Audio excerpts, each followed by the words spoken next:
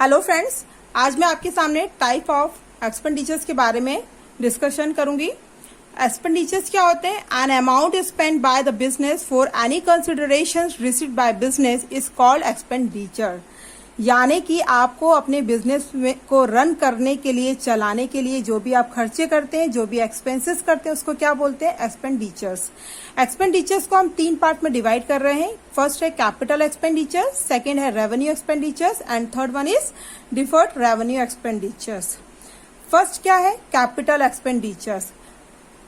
This expenditure is include to acquire fixed assets or to increase the value of fixed assets, is give the benefits for a long period of time and it is non-recurring in nature.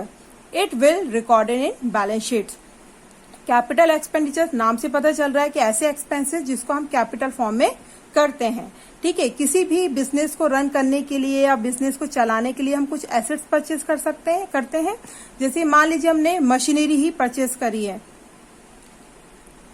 तो जो machine है वो एक lump sum amount में purchase की जाएगी, तो ये हमारा एक्सपेंसेस है, लेकिन हमको इससे एक लॉन्ग टर्म तक बेनिफिट्स मिलता रहेगा। और हमारी जो एसेट्स की वैल्यू है, हमने जो मशीन परचेज करी वो क्या हुआ? एसेट्स हुआ, है ना। तो एसेट्स ये हमारी क्या हुई? एसेट्स हमारी वैल्यू उसकी बढ़ गई है।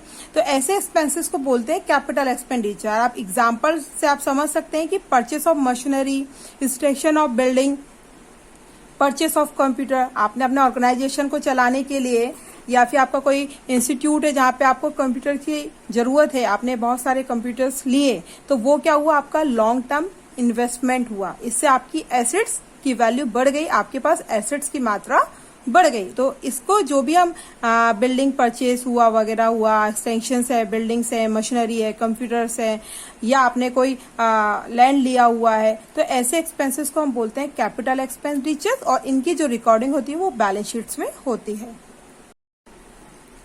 सेकेंड हमारा जो एक्सपेंसेस है वो होता है रेवेन्यू एक्सपेंडिचर्स।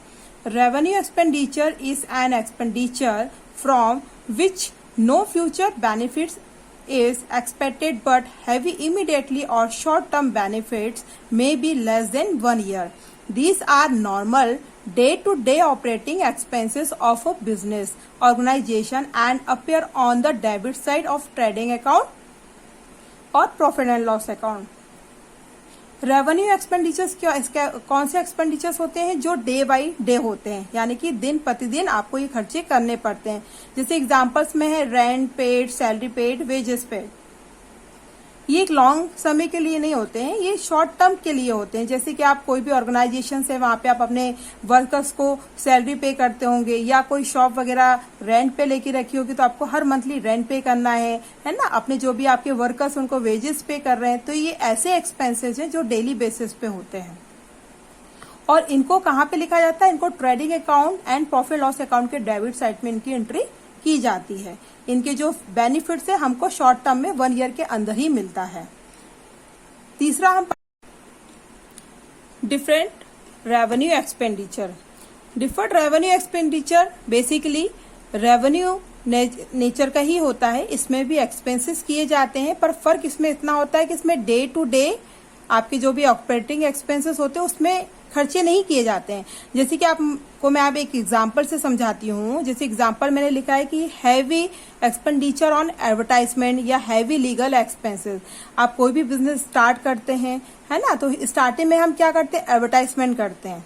बड़ी बड़ी कंपनियां जब अपना बिजनेस या अपना प्रोडक्ट मार्केट में लाती हैं, तो आप मार्केट में देखते होंगे बड़े बड़े पंपलेट वगैरह लगे रहते हैं या बोर्ड लगे रहते हैं, तो उसमें क्या एक बड़ी अमाउंट में आप इन्वेस्टमेंट करते हो एडवर्टाइजमेंट में।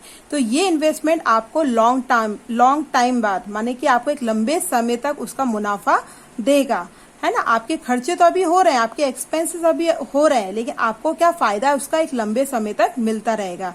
ये भी एक्सपेंसेस है, इसको एक रेवेन्यू एक्सपेंडिचर इसलिए माना जाता है।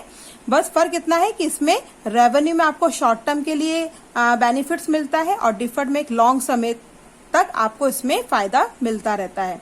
तो आई होप कि आपको मेरा ये वीडियो अच्छा लगा होगा और आपको नोट्स प्रिपरेशन में ये बहुत हेल्पफुल होगा। और आपको यदि इस टॉपिक से रिलेटेड कुछ क्वेरी वगैरह हो, कुछ क्वेश्चंस हो, तो मुझे कमेंट्स करके जरूर बताइएगा, पूछिएगा। और मेरा चैनल आपको अच्छा लगे तो प्लीज मुझे लाइक शेयर और सब्सक्राइब जरूर कीजिएगा। थैंक यू फ्रेंड्स, मिलते हैं नए वीडियो के साथ।